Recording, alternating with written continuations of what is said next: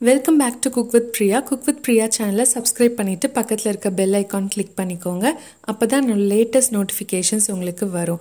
இன்னைக்கு நான் ரொம்பவே ஸ்வீட்டான ஒரு ரெசிபி தாங்க உங்களோட ஷேர் பண்ண போறேன். மாம்பழ குல்ஃபி. ஜெனரலாவே குல்ஃபி வந்து வீட்ல செய்யறது ரொம்பவே ஈஸிங்க. மாம்பழ குல்ஃபி தான் நான் இன்னைக்கு உங்களோட எப்படி செய்யலாம்ன்றதை ஷேர் பண்ண போறேன். இப்போ வாங்க மாம்பழ குல்ஃபி எப்படி செய்யலாம்ன்றதை பார்க்கலாம். நாங்கள் வாங்கியிருக்க பழம் பார்த்திங்கன்னா எந்தவித கெமிக்கலுமே யூஸ் பண்ணாமல் மருந்தடிக்காத பழம் அண்ட் ஈவன் கல் வச்சு கூட பழுக்க வைக்கல. இந்த மாம்பழ குல்ஃபிக்கு நான் நார்மல் சைஸ் மாம்பழம் 3 மாம்பழம் யூஸ் பண்ணியிருக்கேன். 3 மாம்பழமும் 3/4 லிட்டர் பாலும் சேர்த்துட்டு நமக்கு வந்து 4லேருந்து 5 குல்ஃபி கிடைக்கும். சப்போஸ் நீங்கள் இன்னும் அதிகமாக செய்யணுன்னா இதை விட அப்படியே டபுளாக நீங்கள் மெஷர்மெண்ட் எடுத்துக்கோங்க. குல்ஃபி செய்யறதுக்கு ஒரு பவுலில் 3/4 கப் அளவுக்கு கேஷ்யூ நட்ஸ் எடுத்துக்கோங்க, முந்திரி பருப்பு எடுத்துக்கோங்க. அடுத்து அதே கப்பில் 1 கப் அளவுக்கு டேட்ஸ் எடுத்துக்கோங்க, பேரிச்சம்பழம் எடுத்துக்கோங்க. இது ரெண்டுத்தையுமே வந்துட்டு நம்ம ஹாட் வாட்டரில் நல்லா சோக் பண்ணி வைக்கணும். 1 மணி நேரம் வந்து இது நல்லா ஊறணும். நம்ம நார்மல் வாட்டர்லேயுமே இதை வந்து ஊற வைக்கலாம். ஸோ இதை வந்துட்டு இப்போ ஒரு 1 hour அப்படியே விட்டுருங்க. நல்லா அந்த சுடு தண்ணியில் இந்த டேட்ஸும் கேஷ்யூ நட்ஸும் வந்து நல்லா ஊறி வரும். அதை வந்து நம்ம கிரைண்ட் பண்ணணும். அடுத்து பாலை வந்து நம்ம நல்லா காய்ச்சிக்கணும். நான் வந்து 3/4 லிட்டர் அளவுக்கு பால் எடுத்திருக்கேன். நல்லா தண்ணி கலக்காமல் திக்கான பால் எடுத்திருக்கேன். இது வந்து 1/2 லிட்டர் வர வரைக்கும் நம்ம வந்து நல்லா கொதிக்க விடணும். இதில் 3 டேபிள் ஸ்பூன் அளவுக்கு நான் ஃப்ரெஷ் க்ரீம் ஆட் பண்ணுறேன். நீங்கள் ஃப்ரெஷ் க்ரீம் இல்லைனாலும் பரவாயில்ல. பால் வந்து நல்லா சுண்ட காய்ச்சணும், நல்லா திக்காகணும். அது வரைக்கும் நல்லா காய்ச்சிக்கோங்க. அடுத்து இந்த பாலை வந்து நம்ம நல்லா ஆற வச்சிடலாம். அடுத்து அந்த ஊற வச்ச தண்ணியை மட்டும் எடுத்துட்டு அந்த பேரிச்சம்பழத்தில் இருக்க சீட்ஸையும் எடுத்துட்டு ரிமூவ் பண்ணிவிட்டு பிளெண்டரில் போட்டுக்கோங்க.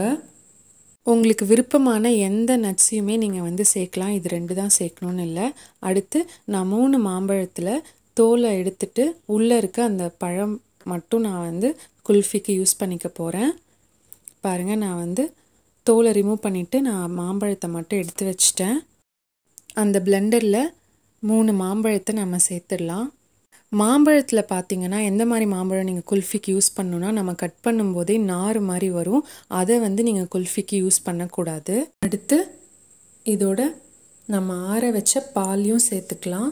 உங்களுக்கு எந்த அளவுக்கு பால் வேணுமோ அந்த அளவுக்கு சேர்த்துக்கோங்க. ஃபஸ்ட்டு கொஞ்சம் கொஞ்சமாக சேர்த்து அரைச்சி பாருங்கள். ரொம்ப தண்ணி மாதிரி ஆகிடக்கூடாது. பாருங்கள், நான் அரைச்சிட்டேன். இந்த மாதிரி திக்கான கன்சிஸ்டன்சியில் இருக்கணும். அப்போ தான் குல்ஃபி நல்லா வரும். நல்லா க்ரீமியாக நீங்கள் வந்து அரைச்சிக்கோங்க. நல்லா ஃபைன் பேஸ்ட்டாக அரைச்சிக்கணும். அப்போ தான் சாப்பிடும்போது நல்லாயிருக்கும். அடுத்து இந்த மாதிரி மோல்டு எடுத்துக்கோங்க. குல்ஃபி மோல்டு இருந்ததுன்னா யூஸ் பண்ணுங்கள், இல்லைன்னா பிரச்சனை இல்லை. நம்ம நார்மல் டம்ளரில் கூட யூஸ் பண்ணிக்கலாம். நான் வந்து ஃபஸ்ட்டு டாப்பிங்ஸ்க்காக அந்த மோல்டில் நட்ஸ் எல்லாம் நான் வந்து உடச்சி சேர்த்துக்கிறேன். அண்ட் ஈவன் எடிபிள் ரோஸ் பூ கூட நீங்கள் சேர்த்துக்கலாம். அடுத்து நம்ம அரைச்சி வச்சுருக்க அந்த குல்ஃபி பேட்டரை இந்த மோல்டில் ஃபில் பண்ணிக்கலாம். ஃபில் பண்ணிவிட்டு நல்லா வந்துட்டு டேப் பண்ணிக்கோங்க. அப்போ தான் அந்த ஓட்டெல்லாம் அங்கே எங்கே ஏர்லாம் ஃபில் ஆகாது. ஸோ இதே மாதிரி நீங்கள் எத்தனை மோல்டில் எடுக்கிறீங்களோ அத்தனை மோல்ட்லேயும் இந்த பேட்டரை ஃபில் பண்ணிக்கோங்க. ஃபில் பண்ணிவிட்டு மேலே வந்து சில்வர் ஃபாயிலால் கவர் பண்ணிக்கோங்க. அப்போ தான் வந்து நல்லா ஃப்ரீஸ் ஆகும். இதை வந்து இப்போ நாம் 8 மணி நேரம் நல்லா ஃப்ரீஸ் பண்ண போகிறோம். 8 மணி நேரத்துக்கு அப்புறம் பார்த்திங்கன்னா நல்லா ஃப்ரீஸ் ஆகி நம்மளோட குல்ஃபி ரெடி ஆகிடும். ஸோ நல்லா ஃப்ரீஸ் பண்ணதுக்கப்புறம் பார்த்திங்கன்னா நம்மளோட மாம்பழ குல்ஃபி ரெடி ஆயிடுச்சுங்க. மோல்ட்லேருந்து அதை ரிமூவ் பண்ணுறதுக்கு முன்னாடி கொஞ்சமாக நார்மல் வாட்டரில் டிப் பண்ணி எடுத்துக்கோங்க. அப்போ வந்து அந்த குல்ஃபி வந்து ஈஸியாக ரிமூவ் பண்ணிக்கலாம். சர்க்கரையே போடலனாலும் செம்ம டேஸ்டியாக இருந்தது. அந்த மாம்பழத்தோட அந்த ஃப்ளேவர் வந்து நல்லாவே ஃபீல் பண்ண முடிஞ்சிச்சு. ஸோ உங்கள் வீட்டில் இருக்க குழந்தைங்களுக்கும் இனிமேல் கடையிலேருந்து வாங்காமல் நீங்களே குல்ஃபி செஞ்சு கொடுத்து பாருங்கள். அவங்க ரொம்பவே விரும்பி சாப்பிடுவாங்க. அண்ட் இதில் எந்த ஒரு ஆர்டிஃபிஷியல் கலரோ இல்லை ஆர்டிஃபிஷியல் ஸ்வீட்னஸோ எதுவுமே இருக்காது. ஸோ நேச்சுரல் ஸ்வீட்டோட நல்லாவே இருக்கும். அண்ட் மாம்பழத்துக்கு பதிலாக நீங்கள் இதில் என்ன பழம் வேணாலும் நீங்கள் வந்து சேர்க்கலாம். செம்ம டேஸ்டியாக இருக்கும். ஸோ நீங்களும் இந்த மாம்பழ குல்ஃபியை ட்ரை பண்ணி பார்த்துட்டு எப்படி இருக்குன்றதை எனக்கு கமெண்ட் பண்ணுங்கள். மறக்காமல் குக் வித் பிரியா சேனலுக்கு சப்ஸ்கிரைப் பண்ணுங்கள். Eat healthy, stay happy.